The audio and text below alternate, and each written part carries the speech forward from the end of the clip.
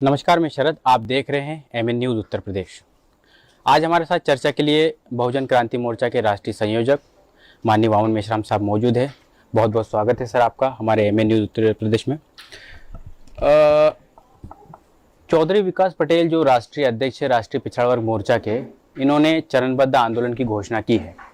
एक तो उन्होंने कृषि के जो कृषि काले कानून जो अभी है उसके विरोध में, साथ ही साथ में ओबीसी की जाति जनगणना होनी चाहिए और साथ ही साथ में ईवीएम के विरोध में, ये जो तीन ऐसे बड़े मुद्दे हैं जिनके ऊपर उन्होंने ये आंदोलन की घोषणा की है, इसके बारे में।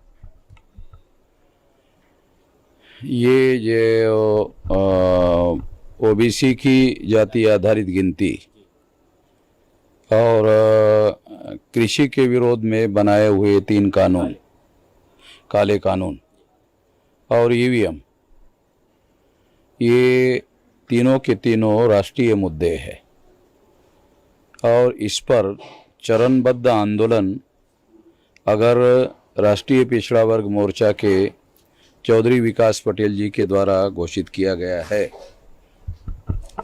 तो उसको हम लोग समर्थन करते हैं, क्योंकि ये बहुत बड़ी समस्या है। जाति आधारित गिनती करने के लिए सारे देश भर में आवाज़ उठ रही है। कई राज्यों के मुख्यमंत्रियों ने ये मांग की। मद्रास के हाईकोर्ट ने पहले भी ये जनगणना करने के लिए कहा गया था, मगर केंद्र सरकार ने उसका विरोध किया, नहीं करने का ऐलान किया और एफिडेविट दाखिल किया, ऐसी जानकारी मुझे मिली है। तो मेरे दृष्टि से ये जाति आधारित गिनती का जो मुद्दा है वो विरोध करने की वजह से ये राष्ट्रीय स्तर का मुद्दा है और इस पर चरणबद्ध आंदोलन के साथ साथ यदि चौधरी विकास पटेल जी के द्वारा भारत बंद का ऐलान किया है तो हम उसका समर्थन करते हैं, पूरी ताकत से समर्थन करते हैं। जो आपके ऑफशूट विंग्स है, जितने भी आपके संगठन के ऑफशूट विंग्स है, क्या इनके माध्यम से भी आप करने वाले हैं या ऐसा, क्या आपको ऐसा लगा कि हम लोगों को इसको बड़े पैमाने पर इस मुद्दे को हाईलाइट करना चाहिए, समर्थन सपोर्ट करना चाहिए? हाँ, जो बामसेफ है, भारत मुक्ति मोर्चा है, बहुजन क्रांति मोर्चा है, बामसेफ के ऑफशूट संगठन है, भारत मुक्ति मोर्चा के ऑफशूट संगठन है, बहुजन क्रांति मोर्चा के ऑफशूट संगठन है सारे देश भर में, मतलब 31 राज्यों में और 567 जिलों में, 4000 से ज़्यादा तहसीलों में, 22,000 से ज़्यादा ब्लॉक में और 1.5 लाख से ज़्यादा गाँव में फैला हुआ है ये संगठन। तो ये तमाम संगठनों के द्वारा हम लोग समर्थन करेंगे और इसके लिए उन तमाम संगठनों को ये निर्देश दिया जाता है कि ये हम लोग केवल नैतिक समर्थन नहीं दे रहे तो सक्रिय समर्थन दे रहे। जैसे अभी किसानों ने भारत बंद किया था, संयुक्त किसान मोर्चा ने, और सारी राजनीतिक पार्टियों ने उसका नैतिक समर्थन किया। अगर आपने नैतिक समर्थन किया और घर में ही बैठे रहे, उनको कुछ समर्थन नहीं किया सक्रिय, तो हम लोग नैतिक समर्थन नहीं कर रहे, हम लोग संगठित शक्ति के द्वारा सक्रिय समर्थन करने का ऐलान करते हैं, पूरे संगठित शक्ति के द्वारा। काफ़ी समय से जो संयुक्त किसान मोर्चा है उसको आप समर्थन करते आए हैं, मगर अभी जो उन्होंने भारत बंद का जो कॉल दिया था 27 तारीख को, उसमें आपका समर्थन नहीं रहा। वो जो 40 लोगों का संगठन उन्होंने बनाया है, उसमें कमेटी बनाई है, उसमें पंजाब, हरियाणा और पश्चिमी उत्तर प्रदेश के लोग हैं, नेता लोग हैं, और अब की बार भी ये उतना ही हुआ है भारत बंद।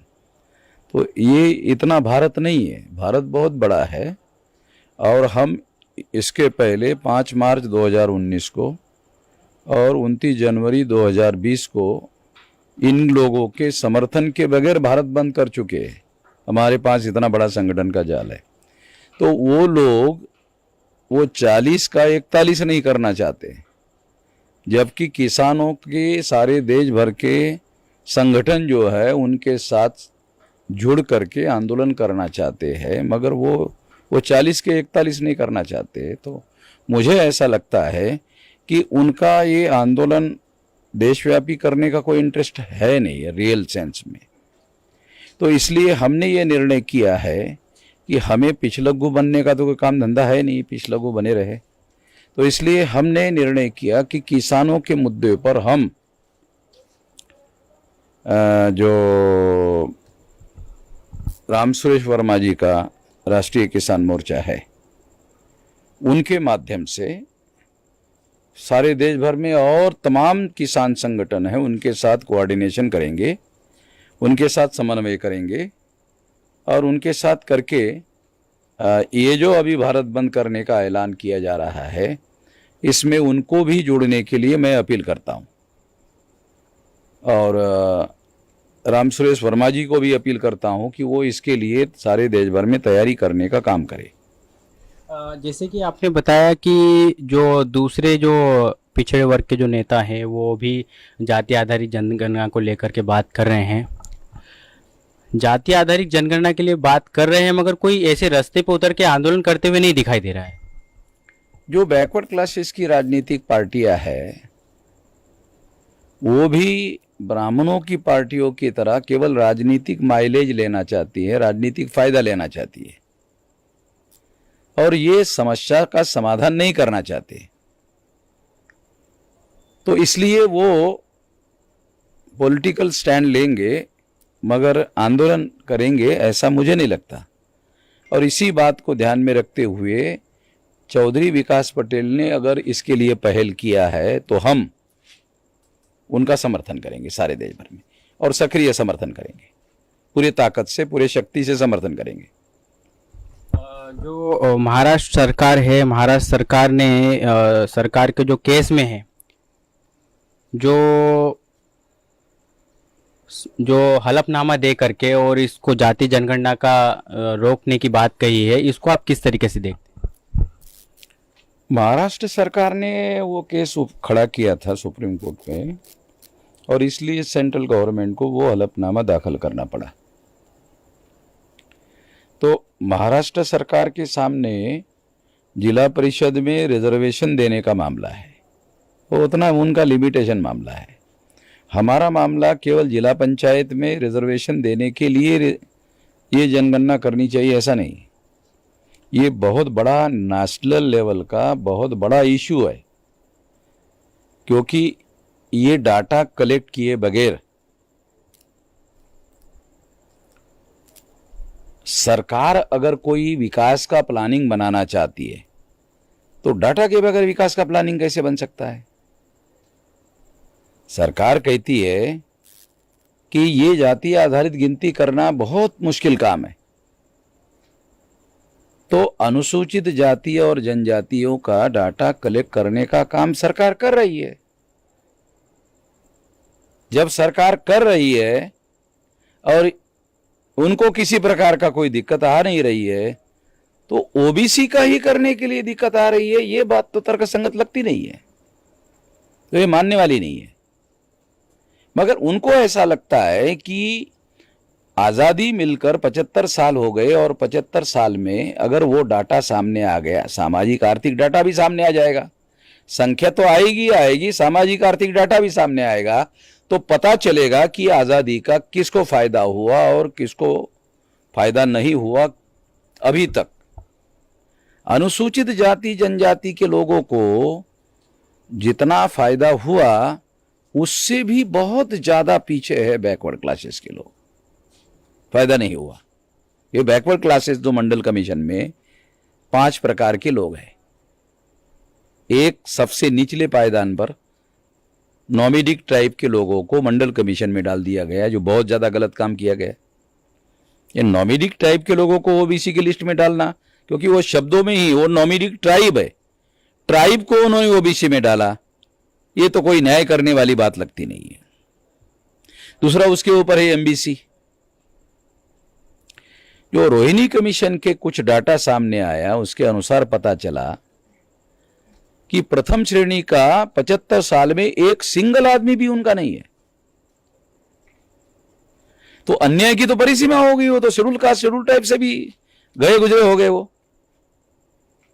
और इन लोगों का सबसे ज्यादा इस्तेमाल बीजेपी के लोग कर रहे हैं। एक आदमी भी उनको दे नहीं रहे, सारी सत्ता ले रहे इनके समर्थन से।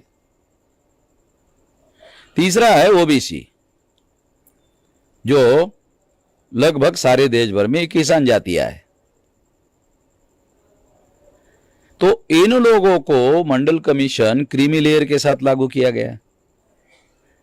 इसका परिणाम यह हुआ कि मंडल लागू तो हुआ मगर वो 5.4% से ज्यादा इंप्लीमेंटेशन नहीं हो पाया।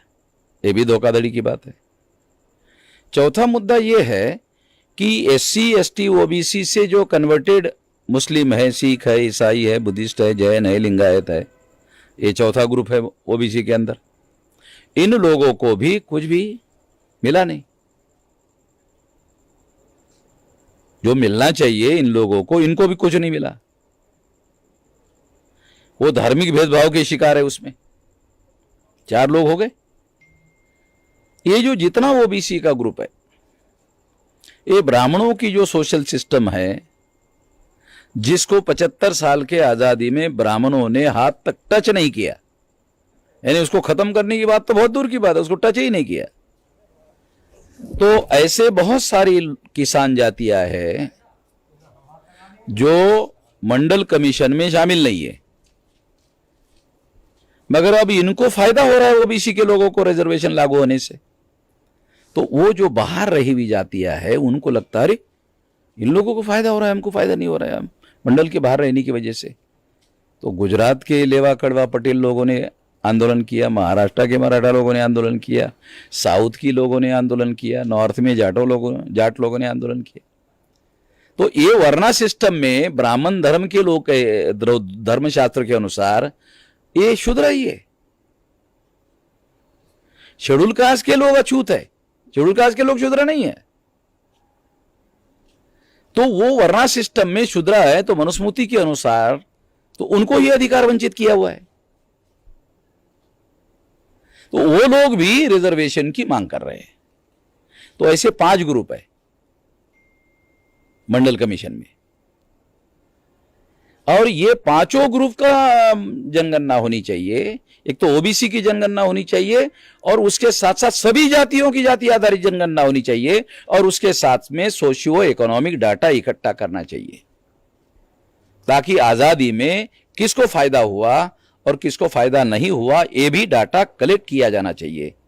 अंग्रेज जिनको इन लोगों ने वापस देश से भगाया, वो लोग डाटा कलेक्ट कर रहे थे जिनको इन लोगों ने दुश्मन कहा था। तो दुश्मनों ने यह डाटा कलेक्ट करने का काम किया। सारे दुनिया के लोग इस बात को मानते हैं कि कोई भी विकास की योजना डाटा के बगैर नहीं बनाई जा सकती। अंग्रेज लोगों ने इनके विकास का प्लानिंग बनाया या नहीं बनाया, मगर डाटा कलेक्ट किया। वही डाटा अभी अवेलेबल है। और आजाद भारत में जब ब्राह्मणों की सरकार आई तो उन्होंने इनका डाटा कलेक्ट करने का ही इनकार कर दिया। जानवरों का डाटा कलेक्ट कर रहे, कुत्ते बिल्लियों का डाटा कलेक्ट कर रहे, मगर इन लोगों को कुत्ते बिल्लियों से भी और जानवरों से भी बदतर मान रहे हैं, डाटा कलेक्ट नहीं कर रहे। मगर जिन लोगों की वो गिनती नहीं करते हैं, जिनको वो जानवर की तरह ट्रीट करते हैं आजाद भारत में, उनको हिंदू जरूर कहते हैं। ये भी साली बड़ी अजीब किस्म की, नहीं ये हिंदू है, तुम भी हिंदू हो, ये भी हिंदू है। अगर तुम भी हिंदू हो, ये भी हिंदू है, तो इनके विकास के लिए योजना बनाने के लिए डाटा तो कलेक्ट करना पड़ेगा। डाटा कलेक्ट करेंगे तो ही विकास की योजना बनेगी। अब जिनका प्रथम श्रेणी का एक भी अधिकारी नहीं है, इसका एक क्लियर मतलब है कि उनके अंदर हायर एजुकेशन 0% है। हायर एजुकेशन होगा तो ही तो आईएएस आईपीएस आईआरएस अधिकारी होगा। जब उनका 0% प्रथम श्रेणी का अधिकारी है, इसका मतलब है कि उनका हायर एजुकेशन 0 है। जब 75 साल की आजादी में एमबीसी के लोगों का परसेंटेज अगर 0 है तो हायर एजुकेशन भी 0 है, तो तुम्हारी आजादी के 75 साल को चाटने का क्या, अचार डालने का तुम्हारे आजादी का जो अमृत महोत्सव मना रहे हो, क्या करने का? मैं तो ये कहता हूं, ये बैकवर्ड क्लासेस के लोगों को खड़े होकर सारे देश भर में ये जो आजादी का अमृत महोत्सव है वो खड़े खड़े मुतना चाहिए ये अमृत महोत्सव पर। ये तुम्हारे ये आजादी का अमृत महोत्सव जो है इसका क्या करने का? हमें तो कोई फायदा हुआ नहीं। हिंदुओं की बात कह रहे हैं आप, वो भी हिंदू है, ये भी हिंदू है। नरेंद्र मोदी भी अपने आप को ओबीसी बताते हैं और ओबीसी की ही जाति जनगणना नहीं कर रहे हैं। अगर ये फैसला नरेंद्र मोदी ने लेने लिया होता फिर तो वो जनगणना करता, मगर ये फैसला आरएसएस के लोगों ने किया। फैसला आरएसएस के लोगों ने किया, विश्व हिंदू परिषद के लोगों ने किया कि अगर ये जाति आधारित गिनती की जाती है तो ये लोग जागृत हो जाएंगे और हिंदू धर्म खतरे में पड़ जाएगा। जिसे वो हिंदू धर्म कह रहे हैं वो ब्राह्मण धर्म है। तो ब्राह्मण धर्म को बचाने के लिए ये सौदा हुआ नरेंद्र मोदी के और ब्राह्मणों के बीच में कि तुम ब्राह्मण धर्म को बचाने का काम करो तो तुमको प्रधानमंत्री हम रखेंगे। तो ब्राह्मण धर्म को बचाने के लिए प्रधानमंत्री बना हुआ है। हिंदू धर्म के कोई धर्म ग्रंथ है? किसी भी ब्राह्मण को पूछो हिंदू धर्म के धर्म ग्रंथ कौन से है, तो बोलेगा वेद, श्रुति, स्मृति, पुराण, रामायण, महाभारत, गीता। तो उनको कहो अरे ये तो ब्राह्मण धर्म के धर्म ग्रंथ है, हमने आपको हिंदू धर्म के धर्म ग्रंथ कौन से है पूछा। पंडित जी आपको हमने हिंदू धर्म के धर्म ग्रंथ के बारे में पूछा। कहा ब्राह्मण धर्म हिंदू धर्म एक ही है। अब आप लोगों को समझ में नहीं आता, बैकवर्डों को समझ में नहीं आता, हम क्या करें? इसमें हमारी क्या गलती है? ये ब्राह्मण धर्म हिंदू धर्म एक ही है। और यदि ब्राह्मण धर्म हिंदू धर्म एक ही है तो फिर ब्राह्मण धर्म के नाम पर प्रचार क्यों नहीं कर रहे हो? हिंदू धर्म के नाम पर प्रचार क्यों कर रहे हो? नहीं, उसमें खतरा है। क्या खतरा है? पंडित जी जवाब देते हैं क्या खतरा है। ब्राह्मण धर्म के नाम पर प्रचार करेंगे तो ये सारे लोग बोलेंगे ये तुम्हारा धर्म है, तुम देखते रहो, हमें उससे कोई लेना देना है नहीं। ये सारे के सारे छिटक जाएंगे, फिर हम 3.5% अलग पड़ जाएंगे। और 3.5% से तो ग्राम पंचायत का सरपंच नहीं बनाया जा सकता।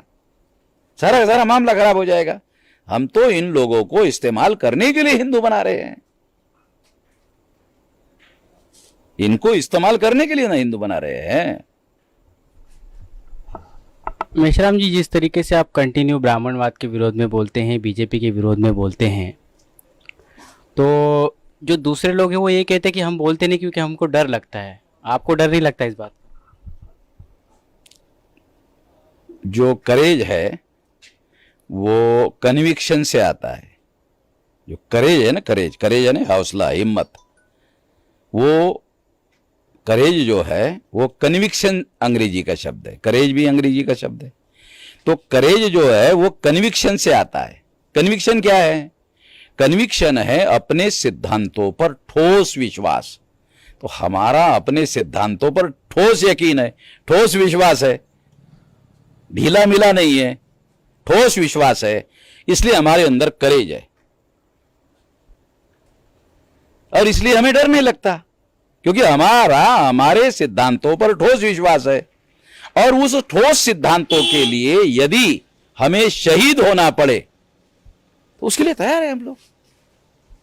उसके लिए गुजरात में मैं जेल में जाके आ गया, वो ज्यादा देर तक मुझे जेल में नहीं रखा उन्होंने। आपको लंबे समय से आंदोलन का अनुभव है और आपने 30 पॉइंट रोस्टर पे और सीए एनआरसी पे सरकार को झुकाया है, और अभी आपने पूरे ताकत के साथ में राष्ट्रीय पिछड़ा वर्ग मोर्चा के माध्यम से जो ईवीएम के विरोध में, जाति आधारित जनगणना के लिए और जो किसान के जो काले कानून है उसके विरोध में आपने सपोर्ट किया है। आप क्या भविष्य देखते हैं इसका? इसमें जो ईवीएम है, सुप्रीम कोर्ट ने 8 अक्टूबर 2013 को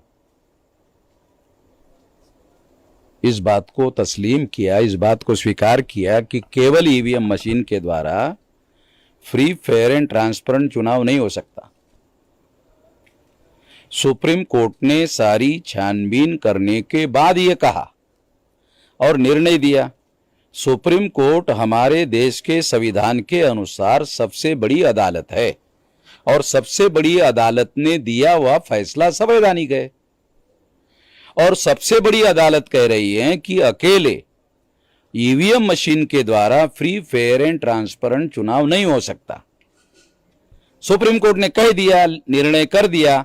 अब दूसरों को नहीं नहीं ऐसा होता नहीं है, ये कहने का मतलब खत्म हो गया है। जब सुप्रीम कोर्ट ने मान लिया, तुम्हारे मानने या ना मानने कोई जरूरत थोड़ी है।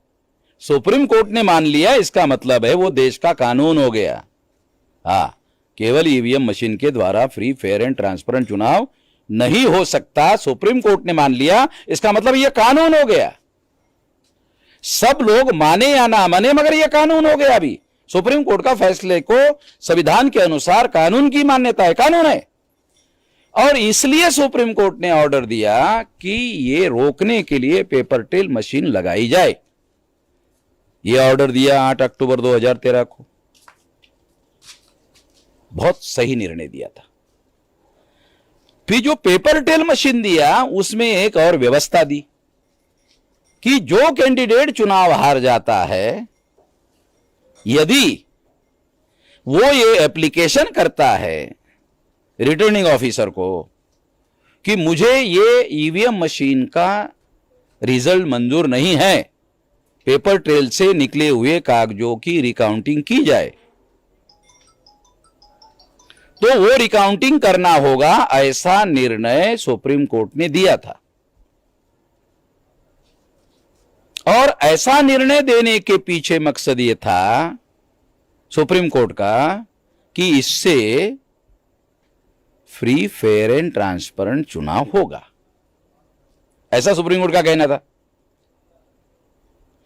उसके विरोध में बीजेपी और कांग्रेस ने 1% मिलान का निर्णय करवाया और फिर फ्री, फेयर एंड ट्रांसपेरेंट चुनाव के विरोध में यह काम करवाया। यह सारा षड्यंत्र हुआ। इसलिए हमारी ये मांग है, भारत बंद में हम ये मांग करने जा रहे हैं कि 8 अक्टूबर 2013 का सुप्रीम कोर्ट का जो फैसला है, 1% मिलान करने का जिनको मंजूर है वो उसको करे।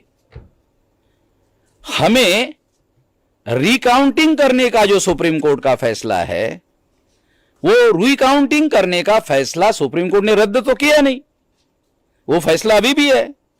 तो 2 फैसले हो गए, तो उस फैसले पर भी अमर किया जाए।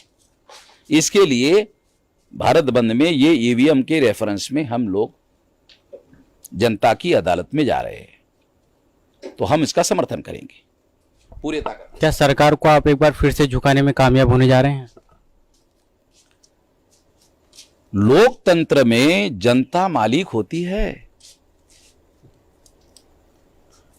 जो इलेक्टेड एमएलए है, इलेक्टेड एमपी है और इलेक्टेड प्रधानमंत्री है, वो दुनिया में लोकतंत्र में कहीं पर भी मालिक नहीं होता। और वो जनता ये कहती है 5 साल के लिए दिया रहा हूं, ज्यादा नहीं, फिर अगली बार तुम्हारा टेस्ट लूंगा। तो जनता के पास ही अधिकार है। नेपाल का जो राजा है, उसके विरोध में जनता उसके राजमहल के सामने जब इकट्ठा हो रही थी, उसने एक दिन पहले ही घोषित कर दिया कि जनता का अधिकार था, जनता ने मुझे राजा बनाया था, वे जनता को वापस लौट रहा। तो जनता का अधिकार है, जनता के पास अधिकार है। अगर जनता डिसाइड कर ले भारत में कि हमें ईवीएम नहीं चाहिए, तो दुनिया में कोई ताकत नहीं है वो ईवीएम जबरदस्ती कर ले। ये तो कांग्रेस और बीजेपी और कांग्रेस ये गठबंधन करके ईवीएम का घोटाला चलवा रहे हैं ना। अगर अकेले कांग्रेस अगर चलाती तो नहीं चलता, अकेले बीजेपी चलाती तो नहीं चलता। ये कांग्रेस और बीजेपी और कांग्रेस मिलजुल कर रहे हैं। और ये जो मिलान का फैसला रंजन गोगोई ने दिया, वो तो एक औरत ने उसके ऊपर चरित्र हनन का आरोप लगाया था, उस परिस्थिति में यह फैसला दिया गया है। तो ये ब्लैकमेल करके किया हुआ फैसला है, हम ऐसा मानते हैं। ये रंजन गोगोई का ब्लैकमेल करके किया हुआ फैसला है।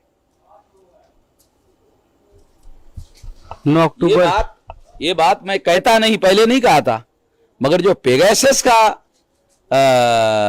मामला आया, वो आने के बाद फिर मेरी राय ऐसी बनी।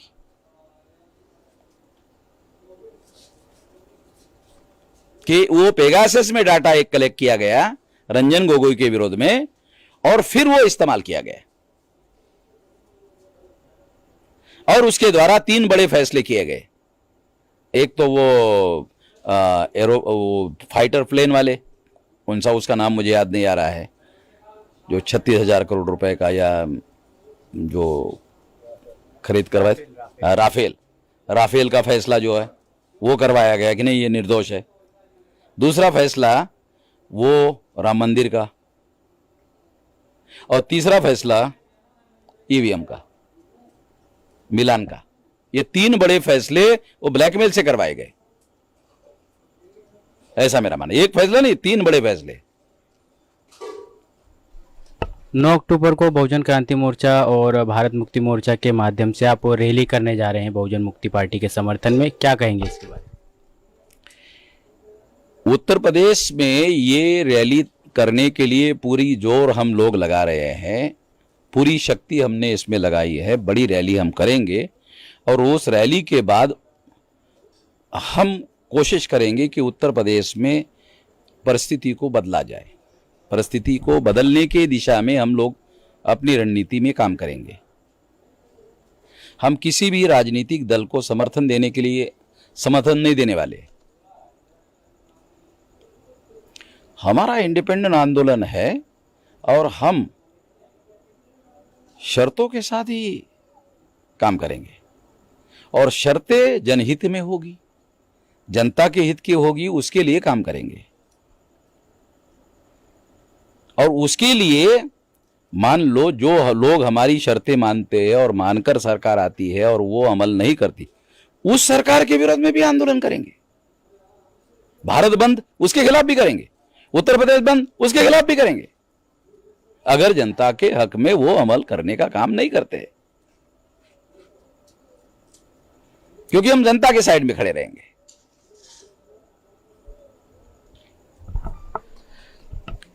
आखिरी मेरा सवाल है कि एमएन न्यूज़ उत्तर प्रदेश के माध्यम से क्या मैसेज देना चाहेंगे आप लोगों को? इस रैली के लिए बड़े पैमाने पर लोग साथ सहयोग करें, संगठित शक्ति निर्माण करने का काम करें, और जो जनता चाहती है वो हम करके दिखाएंगे उनके लिए। जो दूसरे लोगों ने आज तक नहीं किया, उन एजेंडों पर हम लागू करेंगे। ऐसे बहुत सारी बातें जो 75 साल के आजादी में जो किया जाना चाहिए था, जो नहीं किया गया, वही करेंगे। लोगों को रियलाइज होगा कि अरे ये तो पहले से करना चाहिए था, ऐसे काम करेंगे। तो ये थे हमारे साथ बहुजन क्रांति मोर्चा के राष्ट्रीय संयोजक वामन मेश्राम साहब, जिन्होंने काफ़ी मुद्दों पर उन्होंने विश्लेषण किया और बहुत ही सही तरीके से हम लोगों को सारी जानकारी दी। तो यूं ही बने रहिए एमएन न्यूज़ उत्तर प्रदेश से, देखते रहिए एमएन न्यूज़ उत्तर प्रदेश। अब तक के लिए धन्यवाद।